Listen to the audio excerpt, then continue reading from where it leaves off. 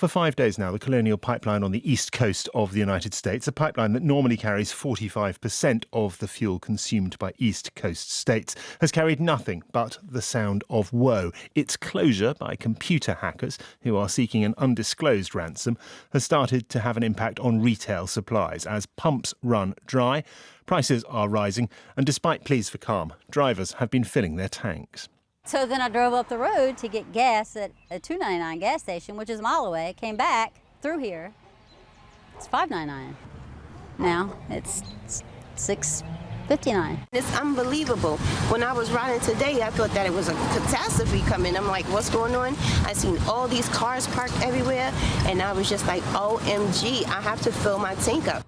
As fate should have it, the Foreign Secretary, Dominic Raab, addressed a conference at the National Cyber Security Centre in London today about the threat caused by computer hackers. Almost nothing, he told Cyber UK, is off limits to cyber criminals. Our security correspondent Gordon Carrera listened to the Foreign Secretary's speech. Gordon, he was pretty apocalyptic at points about the threat, but also he highlighted Britain's strengths in this area. Yes, that's right. He talked about the strengths in science and technology and the UK as a responsible cyber power. But overall, there was definitely a sense of accelerating risks from cyberspace highlighted today at that Cyber UK conference, everything from elections through to criminal activity. And we have had some major incidents in recent months with real world consequences, notably with that Colonial pipeline in the US in the last week, which we were just hearing about. The company was hit by ransomware, where hackers get inside a computer and hold the data hostage, demanding a ransom be paid for it to be restored or not released. And today at the conference, we learned that 80 UK educational institutions had been hit by this kind of ransomware when they prepared for a return to face-to-face teaching this March. And we've also seen local councils affected in the UK in recent months, preventing them delivering some services.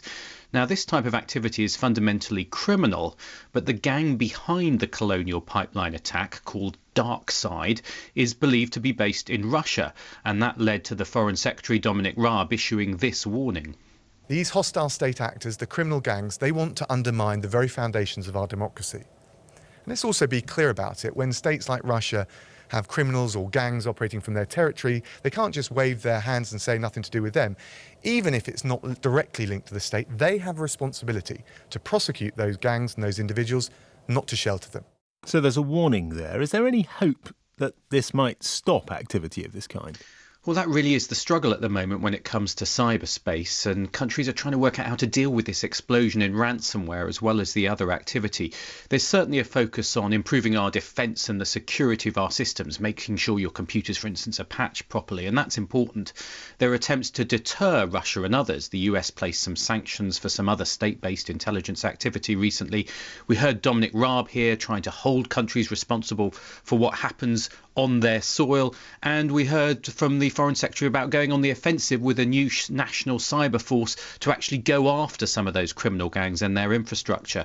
But certainly a sense that the risks are accelerating and the attempts to try and do something about them. Gordon, thanks. Gordon Carrera, our security correspondent there. Emily Taylor is CEO of Oxford Information Labs, editor of Chatham House's Journal of Cyber Policy. Good afternoon. Good afternoon, Jonny. And what do we learn, do you think, from the Colonial attack?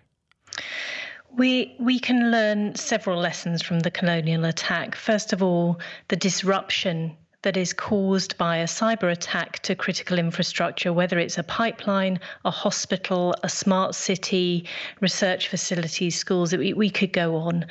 But, you can see the real world consequences.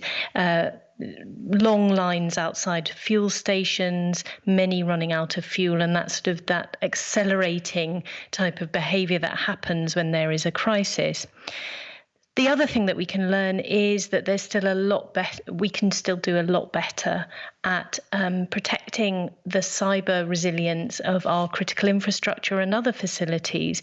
In fact, I think in this case, the response of Colonial Pipeline, there's still a lot to learn, but it does seem that they have planned. They took a precautionary measure, they say, in shutting down, not because they were affected by this attack in their operational systems, but because they were stopping the spread. And they also released public statements suggesting that they had thought through in advance what they would do in that sort of situation. If there were I mean, it may be fantasy land, but if there were an international agreement not to pay ransoms, if it was made illegal across the world to pay ransoms, would that stop this? Would it slow it?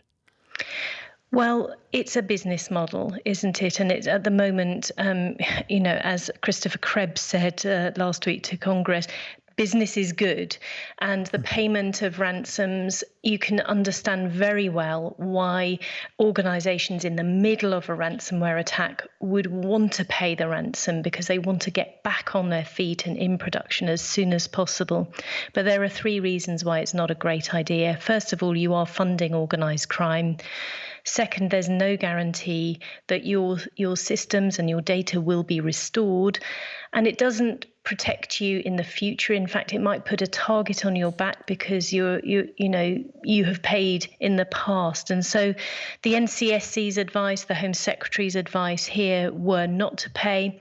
But at the moment, as you say in your question, there isn't an international norm. There's very far from international agreement on how to deal with cybercrime, unfortunately, and that's part of the problem space. Emily, we'll leave it there. I'm sure we will be back to this topic. Thank you very much indeed. Emily Taylor, CEO of Oxford Information Labs.